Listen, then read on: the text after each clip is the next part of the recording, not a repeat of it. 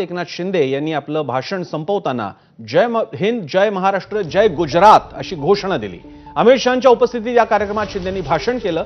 त्याच्या शेवटी शिंदेंनी जय हिंद, जय महाराष्ट्र, जय गुजरात अशी घोषणा दिली।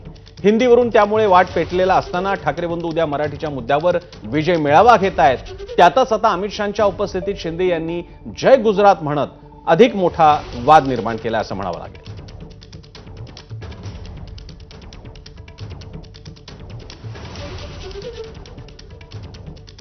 अमित शहांच्या उपस्थितीत शिंदे म्हणाले जय गुजरात। आधी त्यांनी जय हिंद, जय महाराष्ट्र म्हणून ते थांबत असतानाच त्यांना अचानक लक्षात आल्यासारखं झालं आणि मग त्यांनी जय गुजरात अशी त्याला पुस्ती जोडली। मात्र एकीकडे महाराष्ट्रामध्ये मराठी, अमराठी, मराठी आणि हिंदी असे वाद सध्या जोरदार चालूच असताना उद्या त्याबद्दलचा मेळावा होणार असताना उपमुख्यमंत्री आणि आधीचे माजी मुख्यमंत्री राहिलेल्या एकनाथ शिंदे जे आता शिवसेनेचे प्रमुख आहेत त्यांनी थेट जय गुजरात अशी घोषणा देणं हे भुवया उंचावणार आहे। नेमका काय प्रसंग घडला, काय म्हणाले एकनाथ शिंदे आपण पाहूया। आपके आने से यहाँ की हवा का नूर बदल जाता है।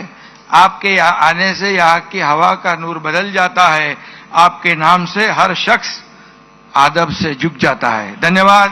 जय हिंद, जय महाराष्ट्र, जय गुजरात।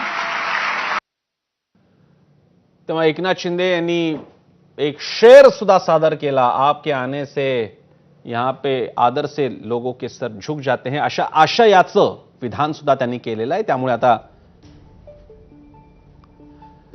जोरदार वाद सुरू झालेला आहे। दरम्यान मनसे नेते अविनाश अभ्यंकर यांनी एकनाथ शिंदेंवर काय प्रतिक्रिया दिली पाहूया।